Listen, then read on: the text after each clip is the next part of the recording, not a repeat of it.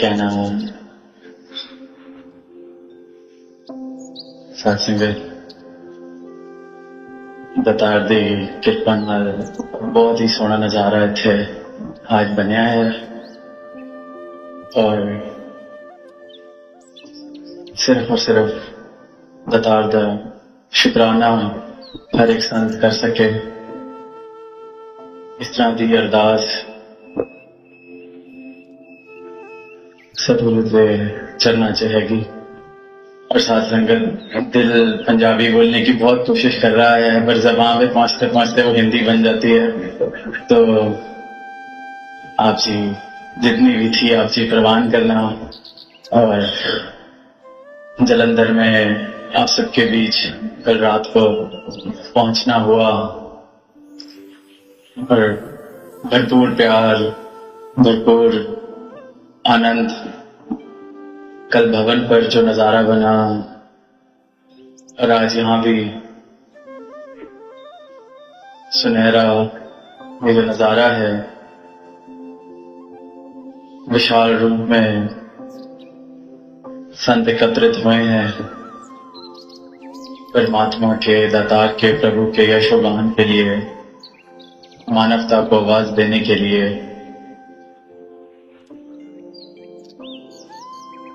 कि सही मायनों में मानव जीवन सुंदर बनाया जा सकता है। तो सुबह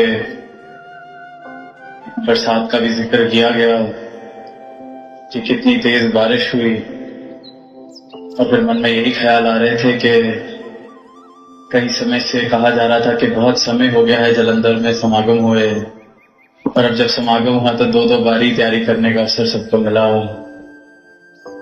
और कैसे फोटोज और वीडियोस देखे कि किस प्रकार इस स्थान में ग्राउंड में पानी कैसे इकट्ठा हुआ था। सारे टेंट पूरी तैयारी जो रात को थी सब एक बार फिर से शायद पहले से भी ज्यादा उस रूप में मेहनत करी सबने इस सेवा वाले भावों से। पर वही जो भाव है कि कहीं दुनिया में अगर कोई कार्य करने के बाद दोबारा करना पड़ जाता है, घर पे छोटी सी सफाई की और वहां पे कोई दोबारा गंदगी फैला देता है तो मन एकदम से कालगी में आ जाता है कि देख के नहीं चल सकते। वहां भी अभी सफाई की थी, चाहे अपना बच्चा ही फिर गंदगी कर देता है क्योंकि वो संसार में जब जाते हैं संसार वाले भाव पर यहाँ देखते हैं कि 2 या 3 बार इतने विशाल रूप को भी दोबारा सजाना पड़ जाए तो शुक्राने वाले भाव कि दोबारा सेवा मिल गई, एक बार और सेवा का अवसर मिल गया। तो ये जो दृष्टि का फर्क है संसार वाली दृष्टि और भक्तों वाली दृष्टि, सारा का सारा फर्क ही मेरे जीवन में सदगुरु के होने से और ना होने से जीवन किस प्रकार से बदलता है। एक चल छोटी सी बात है पर इस छोटी सी बात में सारे का सारा सार है कि वहां छोटा सा एक कमरा साफ करना संसार में और वहां पे कोई दोबारा गंदे कोई जूते या चप्पल पहन के दोबारा चल पड़े या बच्चे अपने खिलौने दोबारा फैला दें। तो वहां मेरे मन के जो भाव हैं और यहां जो मेरे मन के भाव हैं, तो जो यहां मेरे मन के भाव इस परमात्मा का शुक्र कर रहे हैं, जो सदगुरु चाह रहे हैं कि एक एक भक्त का जीवन इस प्रकार बन सके कि निरंकार से परमात्मा से प्रभु से इस प्रकार से लिप जुड़ी हो कि जब मैं इस वातावरण में हूं, जब संतों के बीच में हूं, जब सेवा का ये अवसर मुझे मिल रहा है, यहां जो मेरे भाव हैं वो मेरे पूरे जीवन के हर पहलू में भी वही भाव अगर बन जाए, घर में भी वही भाव बन जाए, संसार में भी वही भाव बन जाए। जैसे सदगुरु माता जी अक्सर ये बात कहते हैं कि भक्त कोई चंद घंटों का या चंद पलों का भक्त नहीं है। सिर्फ ये नहीं कि सत्संग के उन घड़ी 2 घड़ी, घंटा 2 घंटा जो भी सत्संग का समय है भक्त वहां तक का भक्त नहीं है। वो तो हम खुद को निखारने, वो जो बचपन से सुनते आए हैं कि शीशे पे जो मैल जम गई है उसको साफ करने आते हैं, ताकि फिर जो पूरे दिन पूरी जिंदगी जो साथ साथ संसार में भी विचरना है वो साफ शीशे के साथ ही विचरा जाए, उस परमात्मा के एहसास में ही व्यतीत हो। तो जहां सुंदर नजारों की बात की जाती है, पीछे मसूरी में भी कुछ समय बिताने का अवसर मिला, और भी कहीं ना कहीं खूबसूरती जो एक संसारिक दृष्टि की बात की जाती है, अनेकों ऐसे स्थान हैं, अनेकों ऐसे दृश्य हैं जिनको सुंदर कहा जा सकता है। ऐसे कितने प्रयास किए जाते हैं इंसान सुंदर दिख सके, और कोशिश करता है कि सुनहरे से सुनहरे, साफ से साफ वस्त्र पहने, सोना चांदी आभूषणों से अपना श्रृंगार करे। कितने ऐसे प्रयास करता है इंसान सुंदर दिख सके, और जो सही मायनों में सुंदरता है, सही मायनों में जिस सुंदरता से वाकई में सारे का सारा वातावरण सुंदर हो जाता है, वो मन की सुंदरता है। मन अगर साफ है तो वस्त्र कितने ही साफ हैं या नहीं है वो ज्यादा मायने नहीं रखते, और वस्त्र बिल्कुल चमक रहे हों, सोने चांदी से शरीर लदा हुआ हो, पर मन में मैल है, मन में वैर है, मन में ईर्ष्या है, मन में घृणा है, मन में बड़े छोटे का भाव है, मन में अपने से ऊंचे वाले को गिराने का और जो नीचे है उसको दबाने का भाव है, तो हरगिज सुंदर वातावरण, सुंदर जीवन, सुंदर मन इसे नहीं कहा जा सकता है।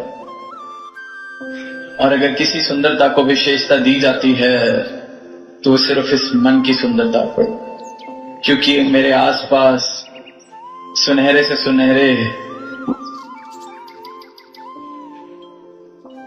अरेंजमेंट्स कर दिए जाएं, सुनहरे से सुनहरा सब कुछ हो, महलों में कोई रह ले, बड़ी से बड़ी गाड़ियां चला ले, महंगे से महंगा सोना चांदी हीरा जो भी उसके पास हो, पर वो सुंदर तब तक नहीं कहलाया जा सकता क्योंकि मन के भाव अगर सुंदर नहीं है तो। और यही एक आवाज संत देते आए हैं और हर एक मानव को दे रहे हैं कि इस मन की सुंदरता को एक मौका देके दिया जाए, मन को साफ करके देखा जाए, इसमें इस परमात्मा को बसा के देखा जाए, और फिर जीवन की दिशा और दशा किस प्रकार बदलती है। परमात्मा किसी और के लिए नहीं, अपने खुद के इस जीवन का सफर, अपने इस खुद के जीवन को मंजिल मकसूद तक पहुंचाने के लिए ये प्रेरणा, ये आवाज दी जाती है कि रब के दर्शन कर लीजिए, जिसकी भक्ति, जिसकी पूजा कर रहे हैं उसको जान लीजिए, और फिर श्वास श्वास में एक परमात्मा को अपने बसा लीजिए, और फिर ये जीवन वाकई ही जीने लायक बनता है। और जो संसार है, संसार की अपनी नजर है, और संसार का प्रभाव जहां पे हावी होता है वहां फिर इस प्रकार से जीवन का मूल लगाया जाता है कि कितनी प्राप्ति किसने की है, कितने ऊंचे ओहदे पे कोई बैठा है। परमात्मा का जिक्र, परमात्मा का प्राप्त हो जाना, इस बात को इतना महत्व फिर नहीं दिया जाता, क्योंकि संसार की दृष्टि से या संसार के नियमों से जीने लायक जीवन वो है जिसने कम से कम इतनी दौलत तो कमा ली हो, कम से कम इतने लोगों पर तो उसका रौब हो, कम से कम इतना ओहदा तो हो कि जहां जाए वहां उसको लोग पहचाने। ये संसार के पैमाने हैं, और इन पैमानों को पूरा करते करते अधिकतर दुनिया इन्हीं पैमानों के आधार पर अपने जीवन का मूल लगा रही है कि संसार की कौन सी सीढ़ी मैं चढ़ चुका हूं, संसार के कौन से पद पर मैं खड़ा हूं और कितनी सीढ़ियां मुझे और चढ़नी है। और ये जो संसार की सीढ़ी है ये कभी खत्म नहीं होती। जितने भी इस सीढ़ी पे जितने भी कदम चढ़ लिए जाएं, आगे उससे भी बड़ी सीढ़ी और इंतजार कर रही है। चाहे बिल्कुल जमीन से शुरुआत करी, अब मुझे लगता है मैं आसमान तक पहुंच गया हूं। और जितना सफर मैं संसार की सीढ़ी का कर चुका हूं उससे कहीं ज्यादा अभी और दिखाई देने लगती है कि अभी तो ये भी करना बाकी है, अभी तो वो भी रह गया है, अभी तो मुझसे आगे इतनी दुनिया है। और दास अक्सर एक बात कहता है, ये सीढ़ी पर चढ़ना भी मुबारक है। ये जीवन मिला है तो साथ में ये इसको खूबसूरती से निभाया जाए, ये प्रेरणा भी दी जाती है। पर अनासक्त आसक्ति के भावों से, एक पागलपन के साथ नहीं कि मेरे जीवन की सारी वैल्यू, मेरे जीवन की सारी मूल पहचान सिर्फ इस बात से है कि मैं सीढ़ी के कौन से पद पर हूं।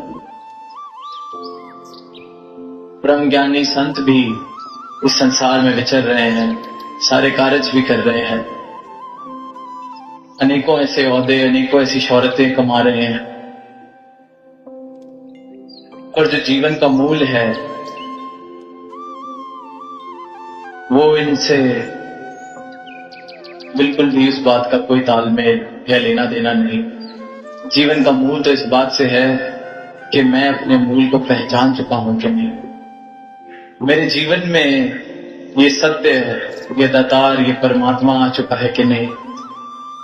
मेरे मन से वैर, नफरत, ईर्ष्या की दीवारें गिर चुकी हैं कि नहीं। तो वो एक संसार वाली दृष्टि और एक भक्त वाली दृष्टि, और भक्त को ये दृष्टि सदगुरु के चरणों से, सदगुरु के ब्रह्म ज्ञान को प्राप्त करने के बाद बनती है। तो वो जो पंक्तियां अवतार बानी की के गुरसिक गुरदी अख नाल वेखे, गुरदे कन नाल सुनदा है। गुरसिक की पहचान ही यही है कि संसार में विचर रहा है पर आंख उसके पास जो उसके सदगुरु ने बख्शी है वो वाली, कान उसके पास जो सदगुरु के ज्ञान ने बख्शे हैं वो वाले। खाना पीना उठना बहना सब सिखाया मुर्शद ने। जी तो पहले भी रहे थे, खा भी रहे थे, उठ भी रहे थे, पी भी रहे थे, सब कुछ कर रहे थे। फिर भी गुरसिक कह रहा है कि सब सिखाया मुर्शद ने, क्योंकि पहले बेखबरी में ये सारी चीजें हो रही थी। सत्य से बेखबर कि कितनी बेशुमार दौलत जिसका कोई मूल नहीं लगाया जा सकता हर पल मेरे अंग संग है,